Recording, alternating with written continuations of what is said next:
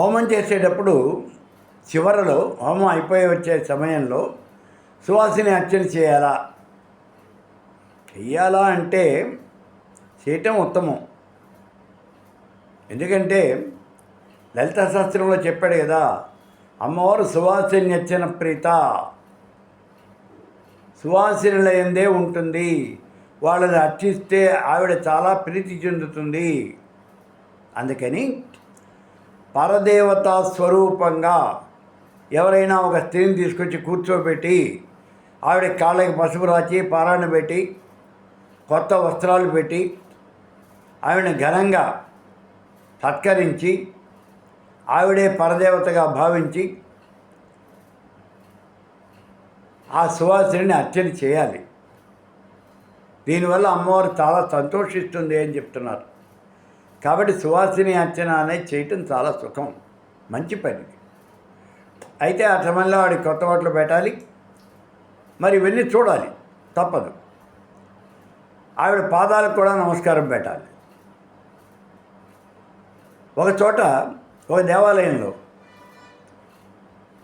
ఈ 9 రోజులు దసరాలు అయిపోయినాయి, ఆఖరి రోజున సువాసిని అర్చన చేస్తూ ఉన్నారు.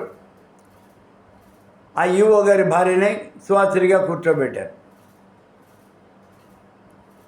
ఇప్పుడు సువాసిని అర్చన అయిపోయింది, మరి అందరూ వచ్చి పాదాలకి నమస్కారం చేయాలి.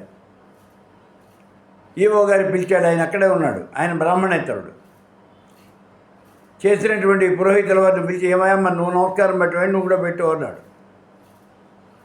మరి అమ్మవారికి నమస్కారం పెట్టాలిగా ఆయన పెట్టనన్నాడు. ఎందుకని? ఆవిడ బ్రాహ్మణ స్త్రీ కాదు కాబట్టి నేను నమస్కారం పెట్టను అన్నాడు. బ్రాహ్మణ స్త్రీ అయితే నమస్కారం పెట్టమని, కాకపోతే నమస్కారం పెట్టకూడదు అని అలా ఏం లేదు. ఎవరినైనా సరే మీరు తీసుకెళ్ళి అమ్మవారి స్థానంలో కూర్చోబెట్టి పరదేవతగా భావన చేసినప్పుడు మీరు తప్పకుండా ఆవిడ పాదాలకి నమస్కారం చేయాల్సిందే. ఆవిడ బ్రాహ్మణ స్త్రీనా, ఎస్సీనా, ఎస్టీనా ఇవి కూడా చూడద్దు. ఎవరైనా సరే తీసుకొచ్చి కూర్చోబెడితే ఆవిడ పాదాలకి నమస్కారం చేయాలి, తప్పదు.